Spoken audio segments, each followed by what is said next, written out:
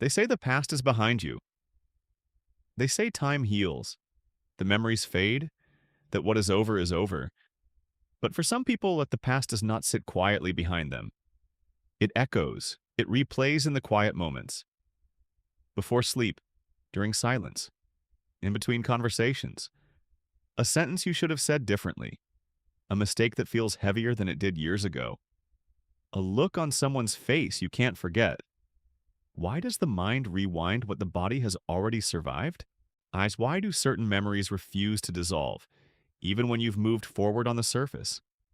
There is a quiet epidemic of people living half in yesterday. Not because they want to, but because something unfinished still lives there. Tonight, this reflection explores the psychology of those who replay the past in their mind, what it protects, what it fears, and what it quietly longs for. Let's begin. There are people who look completely functional from the outside. They work. They answer messages. They laugh at the right moments, and yet, somewhere behind their eyes, a quiet film is always playing. A conversation from 3 years ago, a mistake from 10, a door that closed without explanation. The mind does not simply remember it, it replays it, again and again. Not dramatically, not loudly, just quietly enough to stay invisible to everyone else. You might notice it in small moments, when silence falls, when you're driving, when you are about to fall asleep. The scene appears, uninvited, and suddenly you are no longer here. You are there, replaying tone, replaying facial expressions, replaying what you should have said. Why does the mind rewind something that cannot be edited? At first, it doesn't feel like a problem. It feels like thinking, reflecting, processing. It feels responsible, but slowly reflection becomes repetition. Repetition becomes habit, and habit becomes identity. You begin to believe this is just how your mind works. Yet what makes this pattern so isolating is that no one sees it. From the outside, you seem calm. Internally, it is like standing beside a river that never stops carrying yesterday downstream. Some people replay joyful memories, but even those can ache. A moment of laughter that cannot be recreated. A version of yourself that felt lighter. A time before something changed. The mind doesn't always replay pain. Sometimes it replays longing, and longing can be just as heavy. Why does one memory dissolve while another stays sharp like glass? Because memory is not stored equally. It is filtered through emotion. The brain highlights what felt unfinished, what felt threatening, what felt defining, and so you revisit it. Not because you enjoy it, but because something inside you still believes there is something to extract from it. A lesson, a correction, a sense of control. Replaying the past can feel like holding a remote to your own history. If you watch it enough times, maybe you will finally understand it. Maybe you will finally soften it. Maybe you will finally forgive yourself. But the strange truth is this. The more you replay it, the more emotionally alive it becomes. The body does not know the difference between memory and present danger. It reacts. Your chest tightens, your stomach drops. You are reliving, not remembering. And yet you continue. Why? Because somewhere along the way, your mind learned that going back meant staying safe. If you anticipate every mistake you ever made, perhaps you won't repeat it. If you dissect every interaction, perhaps you won't be rejected again. The mind that rewinds believes it is preparing you, but preparation quietly becomes imprisonment. You start to measure your present through the lens of what once happened. You hesitate more. You analyze more. You trust less. Not because you are weak, but because your nervous system learned that vigilance is survival. There is no visible alarm, no external crisis, just quiet loops. And perhaps the most painful part is this. You do not replay everything. You replay the moments that shaped how you see yourself. The failure that became your inner label. The rejection that became your silent fear. The argument that still echoes in your chest. When the mind rewinds, it is not chasing the event. It is chasing meaning. It is trying to rewrite a story about who you are. But stories do not change simply because you replay them. They deepen. The river carves the stone not because it is powerful, but because it returns again and again. And so the question is not why you remember. The question is, what is your mind still trying to protect you from? Long before the replaying became a habit, it was a strategy, not a conscious one, not something you chose, but something your nervous system quietly learned. And there's often a moment, early in life, when the mind discovers that reviewing the past feels safer than facing the unknown. A child who was criticized for small mistakes, a teenager who was misunderstood in a vulnerable moment, a young adult who experienced rejection without explanation. When something painful happens and there is no closure, the mind does not file it away neatly. It keeps it open, like a tab in a browser that never closes. Not because it enjoys the discomfort, but because unfinished experiences feel dangerous. If you grew up in an environment where emotional safety was inconsistent, your mind may have developed a habit of scanning for errors. What did I do wrong? What should I have said? How could I have prevented that reaction? For some, replaying began as self-correction, an attempt to improve, an attempt to avoid future humiliation. But beneath improvement is something quieter. Fear. The fear of being caught off guard again. The fear of being blindsided by someone's disappointment. The fear of losing connection without understanding why. When a child feels confusion after conflict, they often internalize responsibility. They replay conversations in their mind not because they are self-absorbed, but because they are trying to restore stability. If I can decode what happened, maybe I can prevent it next time. This is how rumination begins. Not as obsession, but as protection. The brain learns that reviewing the past equals control, and control equals safety. Over time, this becomes automatic. You do not decide to replay, it simply happens. Because somewhere deep inside, there is an old imprint that says, understanding the mistake will keep you safe. But what if there was no clear mistake? What if the rejection wasn't yours to carry? What if the silence you keep dissecting was never about you? When emotional wounds lack resolution, they do not fade. They sediment. Like layers of silt at the bottom of a river, small moments accumulate. A teacher's harsh comment, a parent's withdrawal, a partner's sudden distance. Individually, they may seem minor. Collectively, they shape your internal narrative. You begin to believe that vigilance is wisdom, that reviewing is responsibility, that letting go is careless. But what if replaying is not wisdom, but fear disguised as analysis? Sometimes the mind replays because it never received reassurance. No one said, and it wasn't your fault. No one said, you were enough. No one explained what truly happened, so the brain keeps searching for an answer that never arrived. In families where emotions were minimized, children learned to solve problems internally. They became their own investigators, their own judges, their own historians, and historians do not let events pass easily. They document, they revisit, they annotate. The problem is not memory itself, it is the emotional weight attached to it. Or if a memory still carries shame, it remains active. If it still carries confusion, it remains open. The mind revisits what feels unresolved, not to punish you, but to finish something that never felt finished. Yet the tragedy is this: some events cannot be solved by revisiting them. Some questions have no satisfying answer. And still, the brain insists. Because once upon a time, going back meant surviving. It meant preventing future harm. It meant staying prepared. But what protected you at 7 may imprison you at 27. What kept you alert in chaos may keep you anxious in peace. The mind that replays is rarely weak. It is usually hyper-responsible.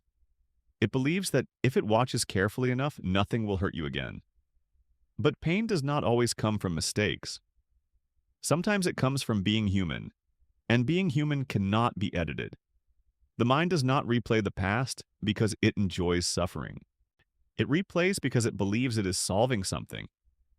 There is a quiet illusion inside rumination, the illusion of control. When you revisit a memory, it feels active. It feels productive. It feels like you are doing something, but what are you actually doing? The human brain is designed to detect threats, long before it was designed for happiness. Deep inside, the amygdala scans your environment and your memories for patterns of danger. Anything that once caused pain is flagged, not erased, not softened, flagged. When a memory carries strong emotion, shame, fear, embarrassment, rejection, the brain stores it with heightened intensity. It becomes easily retrievable, like a file marked urgent. So when your mind replays that conversation from years ago, it is not random. It is your nervous system whispering, learn from this, prevent this, do not let this happen again. On the surface, this seems intelligent, but the brain confuses familiarity with safety. If you keep revisiting the same memory, it begins to feel known, predictable. And predictable feels safer than uncertainty. This is the protective illusion. You believe that by analyzing the past thoroughly enough, you will gain mastery over it. You change your tone in the memory. You adjust your response in your imagination. You picture a better ending. But the body does not register imagination as completion. It registers emotion, and each time you replay the event, you reactivate the emotional circuitry. Your heart rate shifts, your muscles tense, your chest tightens slightly. The body believes it is happening again. This is why rumination is exhausting. It is not just thinking, it is reliving. And yet, the mind insists. Why? Because unfinished experiences trigger the brain's Zeigarnik effect, the tendency to remember incomplete tasks more vividly than completed ones. An unresolved argument, an apology never received, a door that closed without explanation. These are not clean endings. They remain cognitively open. The brain wants closure, but closure does not always come from analysis. Sometimes it comes from acceptance, and acceptance feels passive to a mind trained to prevent harm.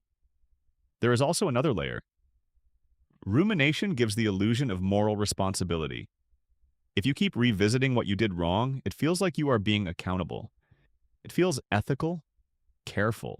Yeah, but accountability and self-punishment are not the same. Replaying the past does not always improve the future. Often it reinforces an identity. I am the one who failed. I am the one who ruined it. I am the one who wasn't enough. The brain begins to solidify these narratives. Neurons that fire together wire together. Each replay strengthens the pathway. The memory becomes sharper. The self-judgment becomes faster. Over time, you do not need the full memory anymore. On a single trigger, a tone of voice, a facial expression, a moment of silence, activates the entire emotional archive. You react not to the present, but to the echo. This is the quiet tragedy of replaying the past. You believe you are protecting yourself, but you may be teaching your nervous system to stay in danger mode. And danger mode narrows perception. It makes you cautious, hyper-aware, guarded, even when nothing is happening. The illusion of control whispers, if you just think about it one more time, you will finally understand. But understanding does not always soothe. Sometimes it deepens the groove, like a river carving into stone. Not because it is violent, but because it returns. Again and again. The mind that replays is not broken. It is trying to anticipate pain before it arrives, but anticipation cannot eliminate vulnerability. It can only extend it. And so you sit with a memory from years ago as if it still holds the key to your safety, not realizing that safety may not live in yesterday at all. There is a quiet tension inside you. One part wants to move forward. Another part refuses to let go. It feels like standing with one foot in the present and one foot anchored in yesterday. You tell yourself it's time to release it, time to stop thinking about it, time to just move on. But something resists. Because letting go does not feel simple. It feels like betrayal. If you stop replaying that mistake, does it mean it didn't matter? If you stop revisiting that person, does it mean they never shaped you? If you stop dissecting that painful moment, does it mean you've excused what happened? The mind confuses letting go with erasing, and erasing feels dangerous. Some memories feel like warnings carved into stone. Do not trust too quickly. Do not speak too openly. Do not be that vulnerable again. You replay them because they feel instructional. They feel like guardrails, but guardrails can become cages. You may notice this inner war in subtle ways. When something good begins, a memory intrudes. When someone treats you kindly, an old rejection surfaces. When you feel peace, your mind brings up proof that peace can disappear. It is as if your nervous system does not trust calm. Because calm once preceded loss. So you rehearse loss before it arrives. You prepare for abandonment before anyone leaves. This is not pessimism. It is preemptive protection. And yet, protection can quietly poison presence. While you are mentally revisiting what happened 5 years ago, life is unfolding in front of you. But it feels distant, muted. Like trying to watch today's sky through yesterday's fog. There is also guilt woven into this war. Guilt for what you said, and guilt for what you didn't say. Guilt for not knowing then what you know now. You judge your past self with present awareness, but your past self did not have present insight, and still the mind insists on the trial. You become prosecutor and defendant, replaying evidence, re-examining tone, reconstructing timelines, as if justice can be served internally, but sometimes what you call guilt is grief. Grief for who you were. Grief for what you lost. Grief for the version of life that never unfolded. And grief does not dissolve through analysis. It softens through acknowledgement. There is also nostalgia's quieter cousin, the replaying of beautiful moments, the laughter, the connection, the feeling of belonging.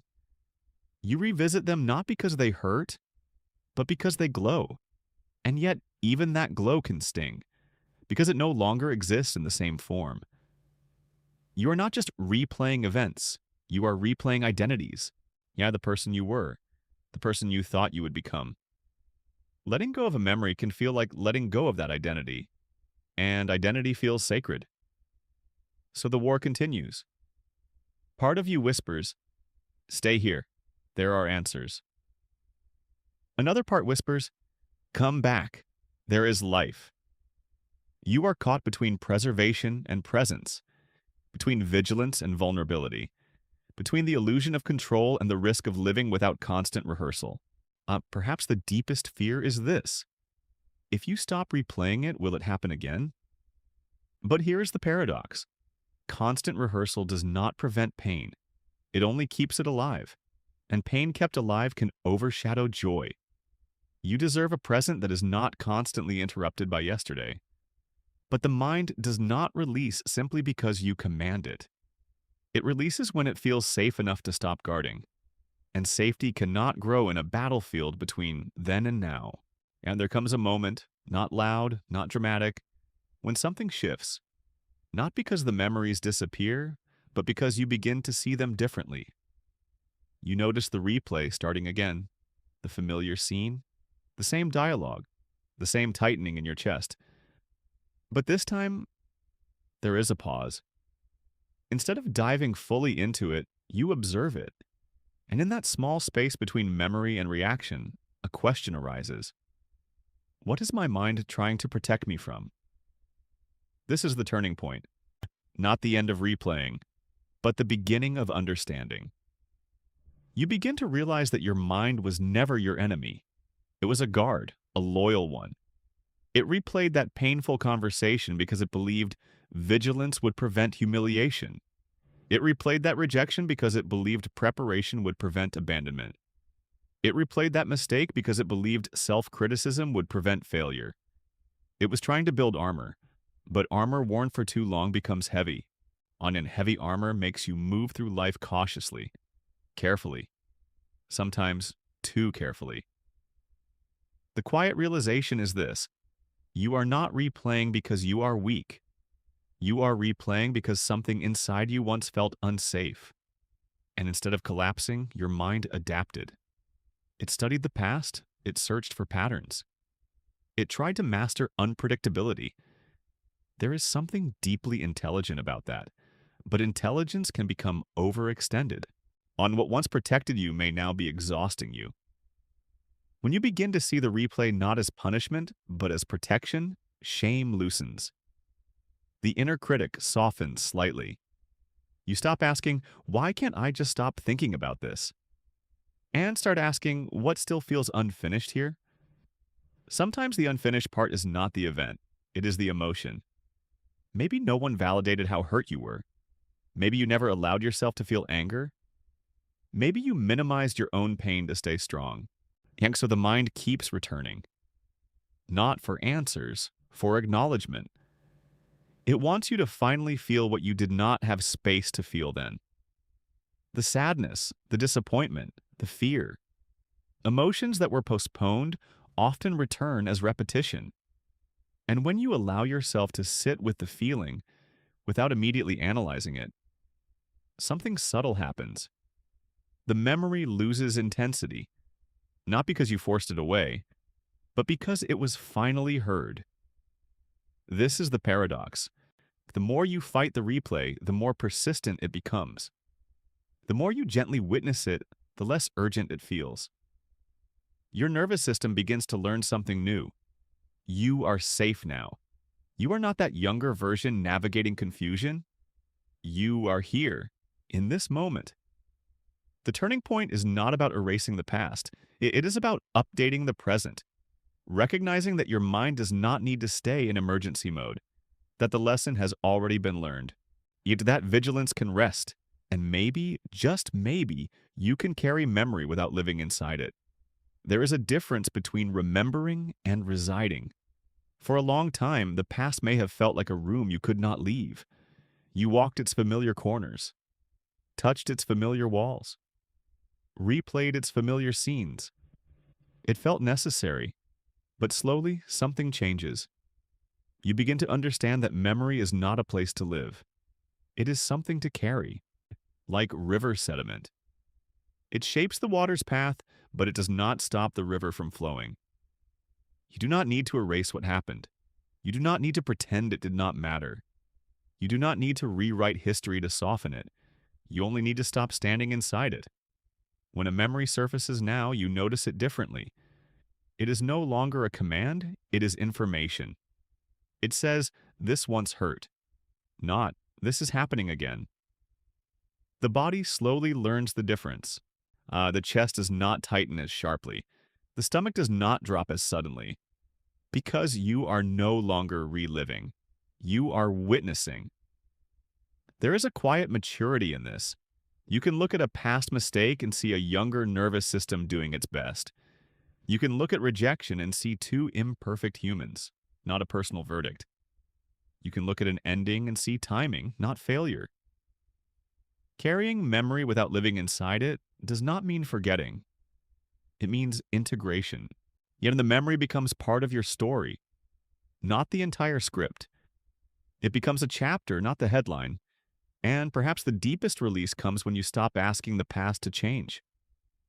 Some events will never feel fully satisfying. Some apologies will never arrive. Some questions will remain unanswered. But you do not need perfect closure to move forward. You need permission. Permission to let the river flow without constantly checking the stones beneath it. Yet a permission to trust that you are no longer the same person standing in that old moment. Because you are not. You have grown in ways the memory does not update.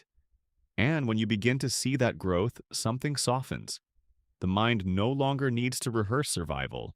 It can rest. It can be present. Not because the past disappeared, but because it no longer defines your safety. The past shaped you. It does not own you.